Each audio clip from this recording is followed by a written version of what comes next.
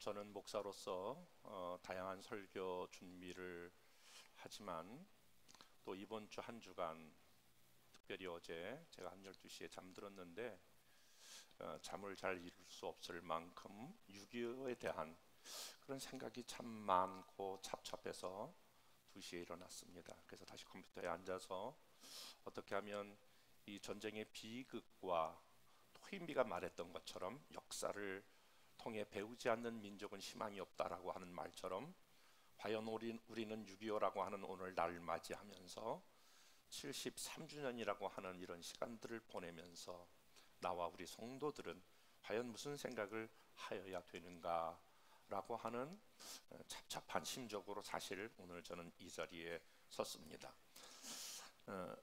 6.25 전쟁이 남긴 그 역사적인 교훈 가운데 하나가 있는데 그것은 자유는 결코 공짜가 아니다.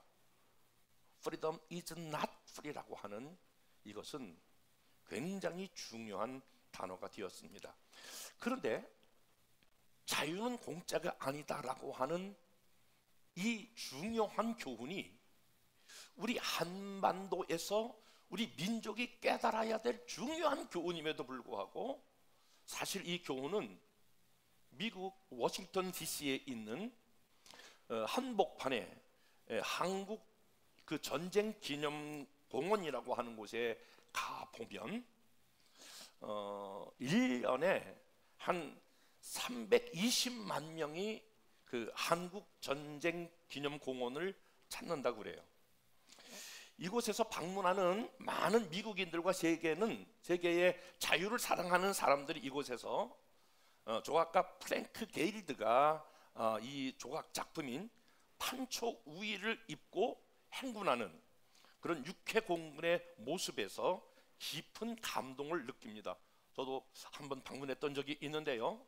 그런데 판초위 그 한여름에 여러분 저기 군대 다녀온 사람들은 알지만은 굉장히 두꺼운 비늘로 입고 저 옷을 입고 한 번도 경험해보지 못한 그런 전쟁들을 수행하고 있습니다. 그런데 무엇보다 이곳을 방문하는 사람들에게 있어서 저 조각보다 더 감동적인 그런 글귀가 하나 있습니다. 그 밑에 이렇게 비석에 쓰여져 있습니다. 우리 미 합중국은 조국의 부름을 받고 한 번도 만나지 못했던 사람들, 전혀 알지도 못했던 나라의 자유를 위해 달려갔던 자랑스러운 우리의 딸과 아들들에게 경의를 표한다. 그리고 그 아래 은색 글씨로 아주 선명하게 새겨져 있는 불멸의 메시지, 자유는 공짜가 아니다. Freedom is not free라고 하는 그러한 글귀는 보는 사람으로 하여금 깊은 사색과 감동을 받게 됩니다. 사실 우리 두동강이 난 한반도 땅에서 대한민국 나라가 오늘 이렇게 자유롭게 오늘 저와 여러분들이 예배할 수 있는 것, 우리가 민족적으로 이 생존이 가능할 수 있었던 것은 그때에 미군 사상자가 54,246명, 여러분 이라크에서 미군의 희생자가 한 3,000명이라고 하니까 우리가 얼마나 많은 피해를 냈는가라고 하는 것을 보여주고 있지요. 그리고 한국군을 포함한 유엔군 사망자가 모두 62만 8,833명. 제가 이 숫자를 좀 띄우는데요, 이것은 정확한 통계에 의한 것이라고 하는 것을 여러분들에게 좀 말씀드리고자 하는 겁니다. 부상자는 미군만 10만 3,284명, 유엔군 전체는 106만 4,453명, 미군 실종자만 8,177명, 유엔군 실종자가 47만 267명으로 집계되어 있습니다. 여러분 더 충격적인 것은 이렇게 일반 젊은이들이 나가서 그냥 이름 없이 빛 없이 한 나라를 위해서 전쟁에서 죽었던 것뿐만이 아니라 이 전쟁에 유명한 아이젠하워의 그 대통령 아들도 이 땅에 와서 전사했고, 벤프리트 장군과 클라크 유엔근 사령관도 여기 와서 6.25 사변 때 전사했습니다. 워커 중장은 자신과 함께 참석했다가 그 아들과 이 땅에 오늘 안보와 그리고 오늘 이 땅이 이렇게 되어지기 위해서 사실은 둘 다 전사하게 되었습니다. 20사단 사단장이었던 그 딘 소장은 전쟁 포로가 되었습니다. 사실 오늘날 우리는 잘못된 영향을 받아 이 땅에 많은 젊은이들이 사실 우리가 북한이 우리를 침범한 것이 아니고 남한이 북한을 침범했다라고 하는 그런 이제 북침설을 이야기하고 있는 사람도 있습니다만은 사실 6.25 전쟁이 남한이 먼저 우리가 북한을 쳐들어갔다라고 하면 이론적으로 잘 맞지 않는 게 6.25 전쟁 그 시작된 지 사흘 만에 서울이 점령당합니다. 그리고 40일 만에 지금 낙동강 하류 부산만 남겨두고 완전히 포위가 되어버리고 맙니다. 그때 남한의 총 병력이 10만 4,993명이고 북한은 20만 3,480명. 그러니까 북한이 갑절이나 많은 병력을 갖고 있는데 우리 남한이 먼저 쳐들어갔을까라고 하는 것입니다. 남한에는 탱크나 자주포가 단 한 대도 없었는데 북한은 그때 가지고 있었던 탱크만 242대가 있었고 자주포만 해도 176대를 보유하고 있었습니다. 게다가 항공기는 남한의 경우 연락기를 포함해서 총 한 24대 고작이었는데 북한은 211대를 보유하고 있는데 병력의 열세로 보았을 때에 북한에 대한 침공을 시도할 수 있었을까라고 하는 것입니다. 그런 가운데서도 전쟁이 북한의 승리로 끝나지 아니하고 우리가 이 전쟁의 그 아픔을 딛고 우리나라가 이만큼 전 세계적으로도 안정된 나라로 살아가는 것은 아무리 연구해보고 다른 아무리 것을 통계를 내보아도 답이 나오질 않아. 전쟁을 딛고 우리나라가 이 정도 나올 수 있었던 것은 첫 번째는 하나님의 특별한 은혜가 이 민족과 우리 조국 가운데에 있게 된 줄로 믿습니다. 하나님이 이 민족을 사용하셔서 전 세계에 복음을 증거하는 그런 영적인 제사장 나라로 삼으려고 하나님이 보호해 주셨다고 저는 확신합니다. 뿐만이 아니라 지금은 현저히 나라와 민족을 기도하는 분들이 적은데요, 제가 청년 때 제가 목회를 막 시작할 때에 가장 많이 다녔던 기도가 삼각산 기도예요.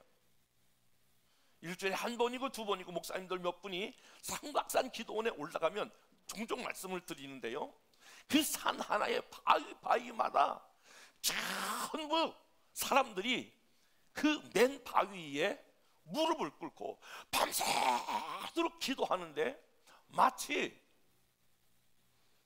그 한여름에 개구리가 막 우는 것처럼 밤새 철야하고 기도하는 그런 기도하는 사람들이, 특별히 나라와 민족을 위하여 기도했던 분들이 있었기에 오늘 우리가 전쟁의 참화를 딛고 오늘 이 자리에 올 수 있었던 것은 우리 믿음의 선조들의 기도가 있었다고 저는 확신합니다. 이런 유명한 말이 있는데요, 기독교는 국경이 없지만 크리스찬에게는 조국이 있고 크리스찬에게 조국을 위하여 기도해야 될 거룩한 사명이 저와 여러분들에게 있는 줄로 믿습니다. 예수님 당시에 이스라엘 민족을 주님이 바라보면서 이스라엘 민족이, 예수님이 태어났던 자기 민족이 이스라엘과 예루살렘이 앞으로 멸망당할 것을 보면서 자기 조국에 대한 너무너무 아픔과 고통을 통곡하면서 단식하면서 우셨습니다. 사도 바울도 예수님을 닮았던 예수님의 가장 큰 제자 사도 바울도 그 민족과 나라를 생각하면서 내 마음에 끊기지 않는 큰 고통이 있다고 말하고 있습니다. 그런 거에 비해서 저와 여러분들은 나라는 나라고 나는 나지, 뭐 나라가 잘 되고 안 되고 크게 관심이 없고 나만 잘 된다라고 우리는 그런 생각을 할 때가 있습니다. 그러나 우리가 역사적 교훈을 하나 얻은 것 중에 하나가, 저와 여러분 시대에 우리는 IMF라고 하는 것을 경험하지 않았습니까? IMF를 경험하면서 우리 모든 민족이, 저와 여러분들이 깊이 깨달은 것은, 나라와 민족과 나와 전혀 연관관계가 없는 게 아니로구나. 나라가 어려워지니까, 나라가 IMF가 되니까 뜻하지 않게 많은 야기되는 문제들이 각 사람들에게 미치는 것을 보면서, 나라가 잘 살아야, 나라가 아무런 문제가 없어야 그것이 내가 혜택을 받는구나, 마치 울타리처럼 나를 보호하는 역할이 나라가 되는구나 라고 하는 것을 우리는 깨닫게 됩니다. 6.25 특별한 이 날을 맞이해서 나는 여러분들에게 우리가 예수 믿는 사람으로, 크리스찬으로서, 목사로서 우리가 이 나라 이 민족을 위하여 기도해야 될 거룩한 부담감이 있는데, 저는 두 가지를 여러분들에게 기도 제목을 드리면서 우리가 이 나라 이 민족을 위하여 기도해야 될 사명이 저와 여러분들에게 있게 되는 줄로 믿습니다. 여러분 잘 아시는 대로 동독과 서독이 통일됐던 1990년 10월 3일 날, 여러분 한 번도 총과 무기를 사용하지 아니하고 서독과 동독이 통일되어 그런 아주 좋은 사례를 역사적으로 우리에게 보여주고 있는데, 여러분 잘 아시는 대로 그것은 작은 한 교회, 그 니콜리스라고 하는 한 교회에서 몇 사람이 월요일마다 모여서 나라와 민족을 위해 기도했어요. 그게 점점 확대돼서 그게 파도처럼 물결을 치고 결국 그것이 베를린 장벽을 무너뜨리는 중요한 원동력이 되었다라고 하는 것은 모르는 사람이 없을 정도로, 그 통일의 중요한 기반이 바로 한 작은 교회의 기도, 월요일마다 모여서 기도했던, 나라와 민족을 위해 기도했던 그 기도가 바로 베를린 장벽을 무너뜨렸다라고 하는 거예요. 오늘 저와 여러분이 만약에 나라와 민족을 위하여, 오늘 6.25 이 주일을 맞아요 다시 한번 나라와 민족을 위하여 기도할 수만 있다면, 우리와 우리 자녀들이 안전하고 건강한 그러한 나라 안에서 더 풍요롭고 풍성한 그런 삶을 누리게 될 줄로 믿습니다. 따라서 저는 첫 번째 이런 기도 제목을 같이 나누려고 합니다. 먼저 우리나라가 자유롭고 안전한 나라가 되도록 우리가 먼저 기도해야 합니다. 이 기도 제목은 우리의 육체적인 그리고 구원이라고 할 만큼 굉장히 중요한 기도입니다. 여기서 저는 중요한 단어 두 가지를 썼는데, 하나는 자유요, 하나는 안전입니다. 한번 여러분 생각해 보세요. 자유가 있는데 안전이 없다. 혹시 여러분 동남아 여행 해보신 그런 분들이라든지 아랍 지역을, 여러분 또 아프리카를 여행해 보신 분들은 느낄 거예요. 다 자유로운데 안전하지가 않아. 얼마 전에도 지금 저희 교회에서 후원하고 있는 남아공에 있는 선교사가 그래요. 목사님 한번 오세요. 여기 집회해 주세요. 계속 이제 이런 요청서가 계속 와요. 그래서 그 나라 상황은 어때요? 그런데 절대로 문을 못 내린다는 거예요. 뭐 가지고 다닐 수가 없다는 거예요. 핸드폰. 뭐 이건 뭐 일반적이잖아요. 자유가 있는데 안전이 없다라고 하는 말은 얼마나 그들이 불안한 가운데 있어야 하느냐라고 하는 것을 우리에게 보여주고 있다라고 하는 거예요. 그런데 만약에 안전은 있는데 자유가 없다면 그것은 얼마나 비굴해질 수 있을까라고 하는 것을 연상하게 되지 않습니까? 오늘 본문은 예수님께서 마태복음 23장 38절에 보니까, 보라 너희 집이 황폐하여 버려진 바 되리라. 지금 너희 집이라고 하는 말은 이스라엘이 앞으로 황폐하게 돼서 하나님 앞에 버려질 것을 예언하고 있는 거예요. 조국의 멸망을 예수님께서 말씀하고 있는 거예요. 그리고 24장 2절에 보니까 예루살렘의 성전도 돌 하나 위에 돌도 남기지 않고 무너뜨려지리라 라고 하는 말씀을 하셨어요. 여러분, 예수님이 이 이스라엘을 예언한 그대로 그것이 적중했는데, AD 70년 로마가 디도 장군이 이끄는 군대 이스라엘에 침공하여 예루살렘이 파괴되고 예루살렘 성전은 문자 그대로 돌 하나 돌 남기지 않고 무너뜨렸습니다. 여러분, 우리가 성지 순례하면 꼭 빠뜨리지 않는 곳이 여러분 그 예루살렘의 통곡의 벽이라고 있지 않습니까? 그 화려했던 모든 성전은 다 무너지고 그 조금만 남아있는 그 통곡의 벽에 이스라엘 백성들이 다 외국에 갔다가도 먼 나라에 갔다가 첫 번째 들려서 통곡의 벽에 손을 얹고 눈물로 하나님, 다시는 이 땅 가운데 멸망이 없고 다시는 이 땅 가운데에 이렇게 고통당하고 통곡하는 그런 전쟁이 없는 나라가 되게 해달라고 여러분 기도하지 않습니까? 누가복음 19장 41절에 보니까 예수님께서 슬피 우시면서 이 말씀을 하시게 되는데요, 41절 42절 말씀을 다 같이 한번 읽어보겠습니다. 시작. 가까이 오사 성을 보시고 우시며 이르시되 너로 오늘 평화에 관한 일을 알았더라면 좋았을 뻔하였거니와 지금 내 눈에 숨겨졌도다. 지금 무슨 말씀을 하고 있는 거예요? 앞으로 지금 이 나라가 멸망당할 것이다 라고 하는 그 말은 여러분 말대로 로마의 그 디토 장군이 4개 군단 약 한 8만 명의 군대를 이끌고 예루살렘 성을 공격하여 성을 무너뜨리고 그 당시에 110만 명의 유대인들의 죽임을 당하고 수십만이 끌려가는 그런 비극이 발생했습니다. 예수님은 이 사실을 아시고 예수님도 자기 민족을 향하여 이 안타까운 눈물을 흘렸다라고 하는 제 메시지의 핵심은 바로 무엇을 말하고 있습니까? 예수님도 나라와 민족에 대해서 무관한 분이 아니라 이와 같이 앞으로 그 조국에 되어질 일에 대해서 관심을 갖고 눈물을 흘렸다라고 하는 거예요.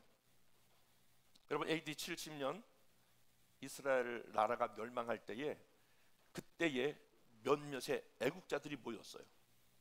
우리가 끝까지 저항하자.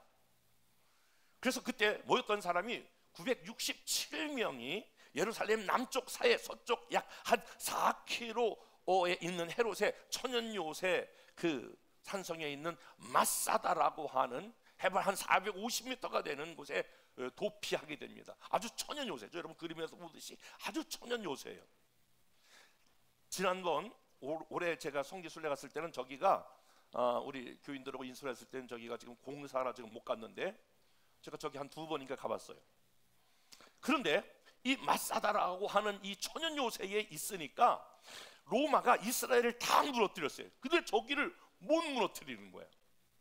저기에 지금 967명이 저기에 거하면서 끝까지 로마와 저항하게 됩니다.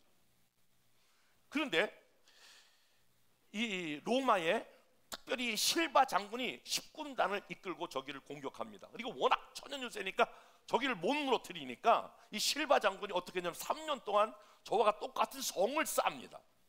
그래서 저 높이로 만들어서 저기를 건너가는 그러한 일이 벌어졌습니다. 내리면 이 실바 장군이 10군단 로마 10군단을 이끌고 이제 이 마사다 중앙으로 쳐들어오는 날입니다. 그때에 유대인의 유명한 랍비였던 엘리에셀 벤 야인이라고 하는 사람이 이렇게 외칩니다. 동지 여러분, 우리는 지금까지 의로우신 하나님 외에 그 누구에게도 굴복한 일이 없습니다. 그러나 지금 우리 이방인의 로마의 손에 죽거나 아니면 항복하여 그들의 노예가 되는 길을 선택하는 순간이 가까워 오고 있습니다. 동지 여러분, 차라리 우리가 명예로운 죽음을 선택할지 자유의 몸으로 이 세상을 하직할지를 선택하십시오. 모든 사람이 우리가 로마 군인에 죽을 수가 없다, 그렇게 결론을 내리고 나머지 사람들이 서로가 서로를 찔러 죽이면서 자결하게 됩니다. 그때에 전체 그 모든 인원이 967명이 자결하게 되는데 그때 극적으로 숨어 있다가 살아나온 사람 어른 2명과 어린이 5명을 통해서 이 사실이 이제 이렇게 증언되게 되었는데, 이스라엘 군인들이 임관하게 되면 첫 번째 찾는 장소가 바로 이 마사다입니다. 우리나라 사람들이 이렇게 뭐 대통령이 된다든지 어떤 위치에 올라가면 현충원을 처음 찾아가는 것처럼 이 유대의 고급 관리들이 그 위치에 올라가면 첫 번째 가는 게 마사다입니다. 마사다에 가서 다음과 같이 외웁니다. 다시는 우리는 나라를 빼앗기지 아니하리라. 다시는 마사제의 비극이 없으리라. 그러면서 그들이 눈물을 흘리면서 나라에 대한 맹세와 충성을 하고 그들이 임관하고 그들의 사명을 감당한다는 거예요. 제가 갔을 때에도 군인들도 있었고 학생들도 있더라고요. 사실 그런데 우리 민족은 지금 6.25에 대해서 저나 여러분이나 얼마나 이것을 기억하고 우리가 다음 세대에 이 나라를 잃어버린 그 전쟁의 슬픔이 얼마나 큰가라고 하는 것을 어떤 곳에서도 아무도 가리키거나 말하지 않습니다. 사실 어떻게 보면 AD 70년에 있었던 이 유다의 멸망보다 더 비참하고 처참했던 것이 바로 6.25 동란입니다. 세계 많은 전쟁학자들은 사실은 세계 2차 대전 이후에 가장 처참했던 것이 여러분 6.25 전쟁이라고 평가하고 있습니다. 남북한 군인 사상자만 300만 명, 민간인 사상자 모두 약 300만 명. 그 당시에 여러분 300만 명, 73년 전에 합계 600만 명이 죽거나 다쳤고 전쟁 미만인들만 20만 명, 전쟁 고아가 10만 명, 파괴된 가옥이 60만 채. 여러분 오늘날의 숫자하고 이렇게 여러분 평가할 수 없을 만큼 그 당시에 73년 전에 그와 같은 일이 있었다는 거예요. 북한 월남민만 약 300만 명, 이산 가족이 1000만 명 발생했습니다. 모든 산업 기반이 뭐 그때 잘 되어 있지도 않지만 80%가 완전히 파괴되었고 중공군이 공산당이 점령하는 데마다 모두가 다 죽였습니다. 우리 교단에 병천교회라고 있는데요, 그 교회를 비롯해서 들어가면 끝까지 나라를 위해 사수했던 사람들이 목사님과 크리스찬들입니다. 공산당이 들어와가지고 대창으로 죽이고 칼로 죽이고 어마어마한 것이 우리 교단만 해도 7교회가 그렇게 완전히 공산군에 의해서 초토화된 것이 있게 됩니다. 우리는 지금 너무나 편안하니까 저와 여러분들이 그런 거 신경 쓸 필요가 없다라고 생각할지 모르지만 여러분 그것은 정말 세계적인 명언입니다. 뭡니까? 자유는 공짜가 없는 것입니다. 그러므로 저와 여러분이 한 가지 기도할 것은 이 나라 민족의 자유와 안전을 위해서 우리가 기도해야 참 좋은 나라를 우리가 다음 세대에 물려줄 수 있으리라고 믿습니다. 그 나라와 민족이 강건하고 부요하고 힘 있는 나라가 되어야 우리의 다음 세대들이 마음 놓고 살 수 있는 그러한 곳이 되지 않겠습니까? 둘째로 저는 이 6.25 주일을 맞이하여 저와 여러분들이 이런 기도 제목을 나누고 싶습니다.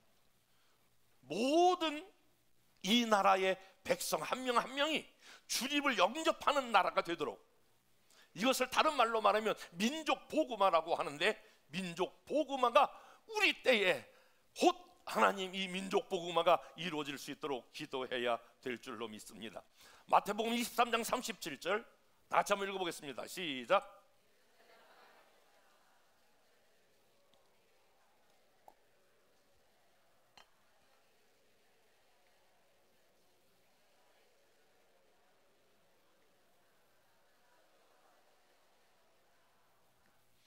여러분 구약의 많은 선지자들이 한 가지를 외쳤어요. 그 한 가지는 바로 메시아가 오신다.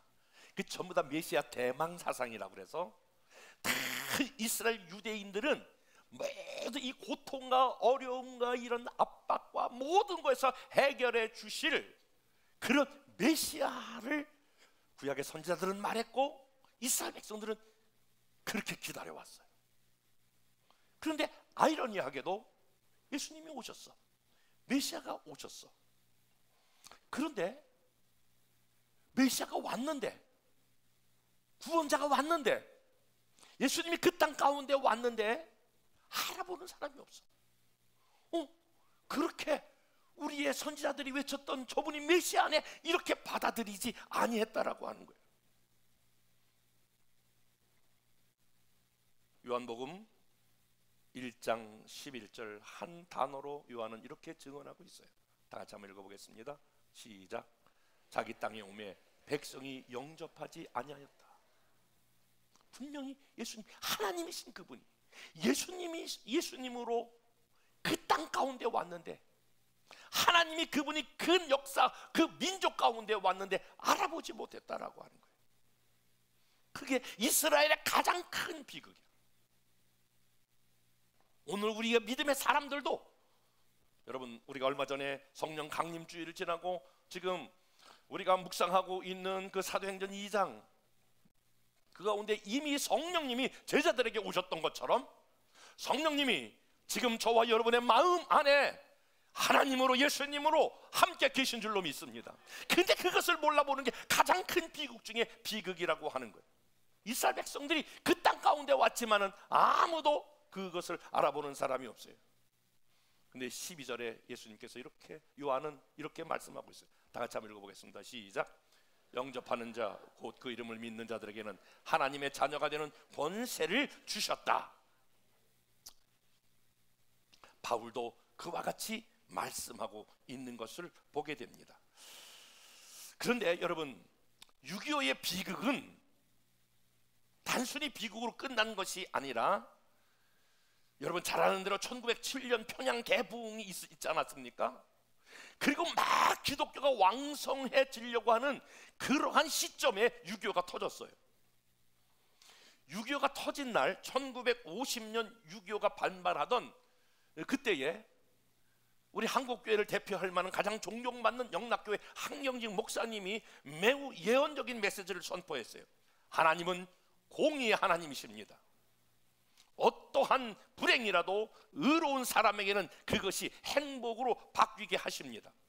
지금 38선에서 일어나고 있는 불행도 우리 하나님의 사람들을 위해서는 더 큰 영광의 결과가 되도록 하실 것입니다. 성도 여러분, 어려운 일일 때일수록 더욱 주님을 붙들어야 합니다. 여러분, 불행 중 다행으로 그 모든 다 완전히 폐허가 된 그 땅 가운데에 사람들을 회복시키고 사람들을 일으키는 일들을, 여러분, 교회가 그 일을 감당했습니다. 그리고 엄청난 놀라운 부흥을 경험하게 됐습니다. 사랑하는 여러분, 우리는 예수님처럼, 사도 바울처럼 나라와 민족을 위하여 기도하고 한 영혼이라도 더 구원받고 한 영혼이라도 하나님의 사람으로 변화되기를 위하여 우리가 영혼 구원을 위하여 이 민족이 복음화되도록 기도해야 될 사명이 저와 여러분들에게 있는 줄로 믿습니다. 저는 그래서 여러분들에게 두 가지를 다시 기도 제목으로 드리면서, 하나님 이 땅 가운데에 자유와 안전을 주시고 민족의 복음화가 속히 이루어지게 하여 주시옵소서. 그래서 오늘 여러분, 오늘은 다 같이 일어나셔서 우리가 아까 불렀던 부흥, 이 땅에 하나님 부흥을 주시고 회복을 주시옵소서. 다 같이 일어나셔서 그 찬양을 부리고, 그리고 그것이 끝나고 바로 오늘은 아마 저도 이렇게 처음 해보는데 애국가를 한번 다 같이 부르면서 나라와 민족을 위해서 기도하는 시간을 갖도록 그렇게 하겠습니다.